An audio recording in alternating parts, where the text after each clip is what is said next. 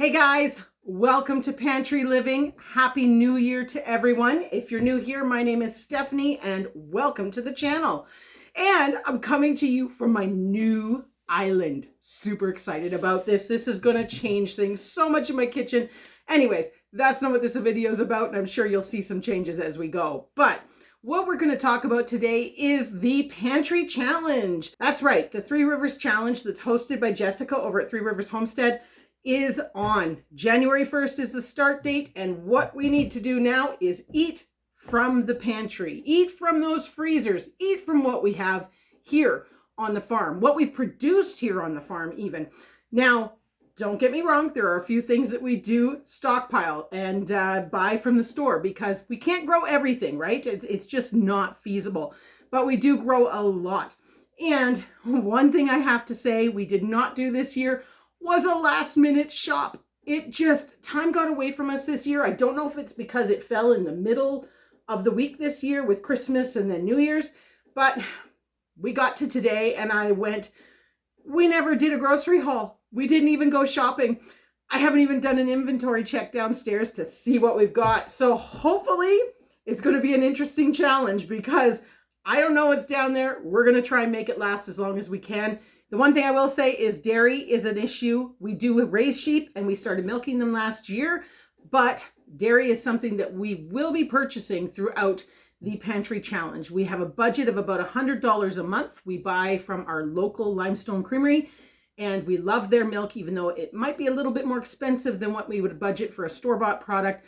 It is organic Jersey milk, grown, milked, produced right there where you purchase it. So we love that type of thing, and it's supporting local, which is great in our books. So as much as I love this Pantry Challenge for forcing us to rotate stock, use things up, really assess what we actually need to be putting down into the pantry, it is a chance for us to save money.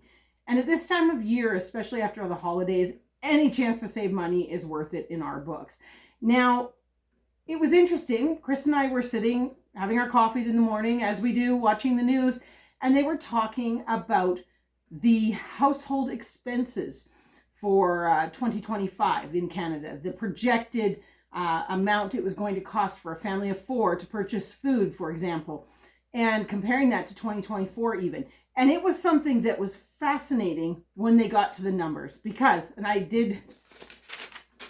wrote it down so that I could reference it because I didn't want to screw it up. So I am going to read from my cheat sheet. But the average family of four in 2025 is expected to spend $16,833.67 on food and groceries. That includes restaurants, eating out, all that sort of stuff.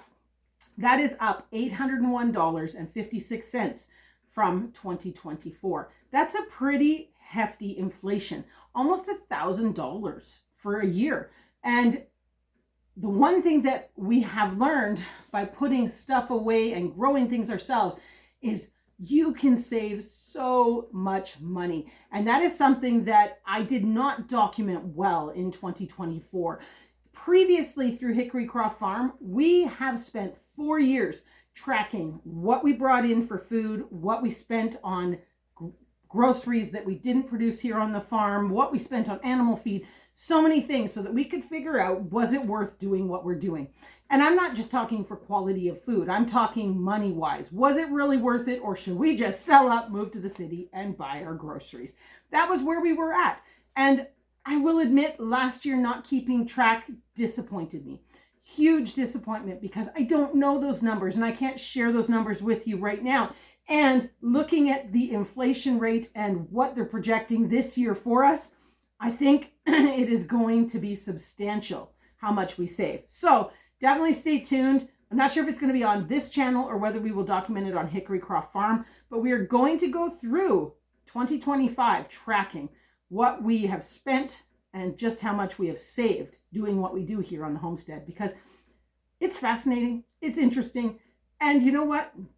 They're not even factoring in the quality of food or anything in those numbers.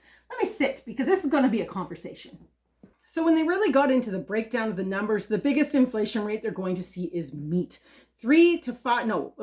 4 to 6% is what they're estimating it's going to be here in Canada for 2025, which is substantial on rates that are already through the roof in a lot of things. Now, Chris and I are very fortunate.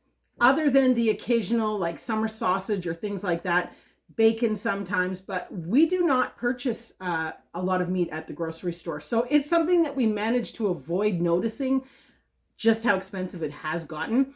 But we did a little quick loop around the grocery store not too long ago, and I was floored at some of the pricing that it had already gotten to. So that's something that we are very blessed that we can produce as much as we can here on the homestead, between the sheep, the chickens, which also produce us eggs, which again, doesn't seem like much, but when you tack it on over the whole year, it's a lot of money's worth of eggs.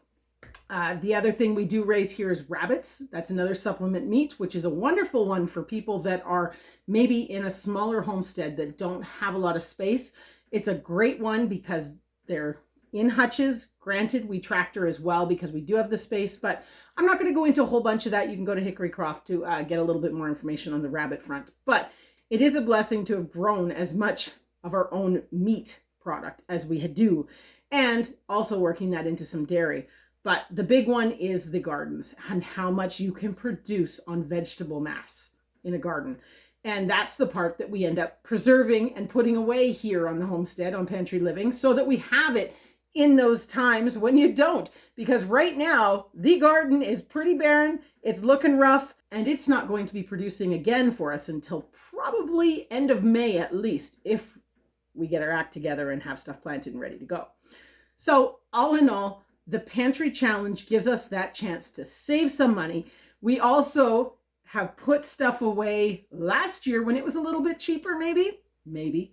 And it saves us having to kind of go week by week and purchase. So stay tuned with us on this as we plunge through this Three Rivers Challenge this year. I'm anticipating doing 2 months of the Pantry Challenge and experimenting with food.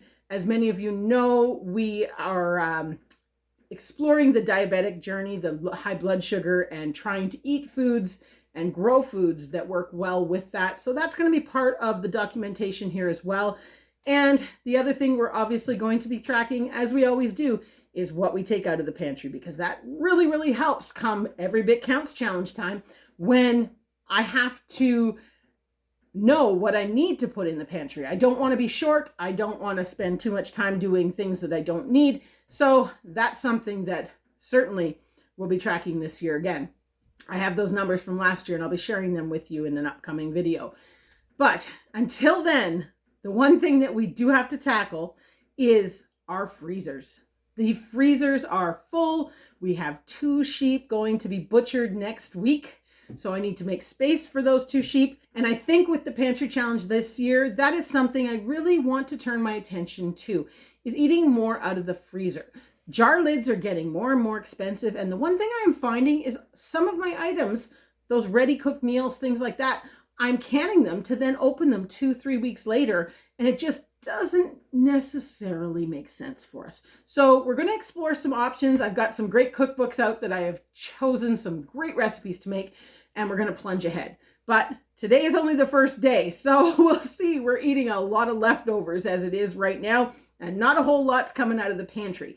This morning for breakfast, we enjoyed some yogurt with granola and fruit, and that's where we're at so far.